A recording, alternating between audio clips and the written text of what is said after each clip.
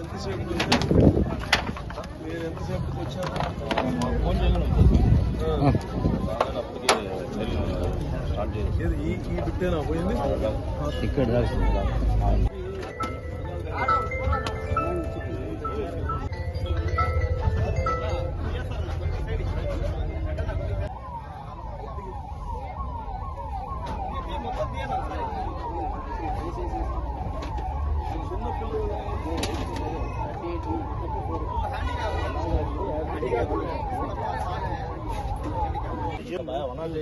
ముందు పంపించాలి కదా హాస్పిటల్. ఏంటి ఆటోలో తీసుకెళ్ళి ముందు అర్జెంట్ హాస్పిటల్ ఒక ఆటో అన్న పిలవండి పైన నడవగలదు కదా. జరిగింది ఆటో వస్తుందా?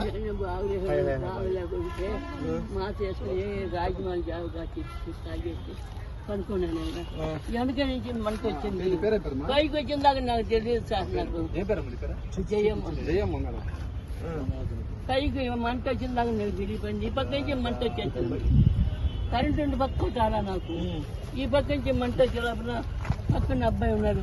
అయ్యా అయ్యా మంట మంట మంట చెప్పి గట్టిగా వచ్చే లోపల ఇదేనా కాలింది ఇంకేమైనా కాలింది ఒళ్ళు? లేదు లేదు స్టార్టింగ్ మీ ఇంట్లోనే మంట వచ్చింది. మీ ఇంట్లోనే మంట వచ్చిందా? ఆ ఇంట్లో ఉన్నదే కరెక్ట్. వచ్చేటప్పుడు ఒకేసారి వచ్చేసిందని చెప్తున్నారు. పక్కన వచ్చినా రావచ్చు. మూడో ఇల్లు సరే ఆమె పిలిచి పంపుతున్నా.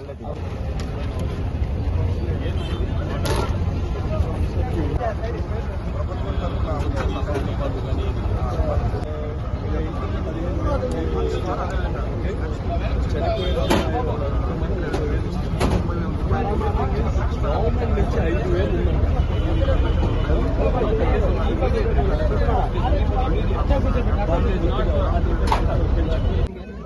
మంత్రి నారాయణ గారు సొంత నిధులు మళ్ళా కలెక్టర్ గారు ఇప్పుడు పంపిస్తున్నారు. మీరు గవర్నమెంట్ ప్రకారం ఏం రావాలో మీ ఇల్లులకి ఇంకా ఏం చేయాలో కలెక్టర్ గారు చేస్తారు. ఇది తక్షణంగా నారాయణ గారు పంపించారు. అమ్మాయి కోసం పంపించారు. రెండో ఇల్లు ఎవరమ్మా? రెండు మనం ఎవరు ఏం చేయలేము. ఆమెకి కొద్దిగా ఘనంగా చేసే పనులు ఘనంగా చేయండి. నెక్స్ట్ ఇంకో ఇల్లు ఎవరు? ఎవరు అమ్మాయి?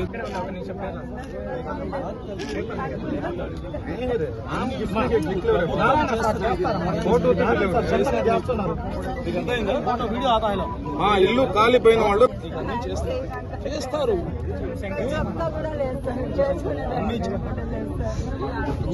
యాక్సిడెంట్ అయిపోయింది. మనం ఏం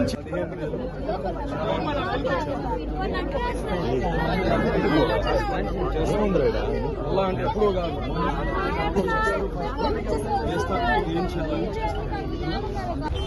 నెల్లూరు నగరంలో బర్మాషాల్గుంట అనే ఈ ప్లేస్లో 13 ఇల్లులు కాలిపోయాయి. Short circuit. అక్కడ ఉండే పేదవాళ్ళందరూ సర్వస్వం కోల్పోయారు. దురదృష్టం ఇది. ఇంకా బాధాకరమైన విషయం ఏంటంటే అందులో ఒక హ్యాండిక్యాప్డ్ అమ్మాయి ఉంది. 30-34 సంవత్సరాల వయసు ఉండే అమ్మాయి నాగలక్ష్మి. తను సజీవ దహనం అయిపోయింది. చాలా బాధాకరం. ఇది షార్ట్ సర్క్యూట్ వల్ల జరిగింది. సమయానికి ఫైర్ ఇంజిన్ వాళ్ళు వచ్చి అన్ని ఫైర్ డిపార్ట్మెంట్ అన్ని చేశారు. అలాగనే స్థానిక ఎంఆర్ఓ రెవెన్యూ వాళ్ళు కానీ వచ్చి మొత్తం అసెస్ చేస్తున్నారు. ప్రభుత్వం నుంచి ఇచ్చే ఎక్స్గ్రేషియాయే కాకుండా మంత్రి నారాయణ గారు తన సొంత నిధులతో ప్రతి ఇంటికి 15,000 రూపాయలు చొప్పున ఇప్పుడే ఇవ్వబోతున్నాము.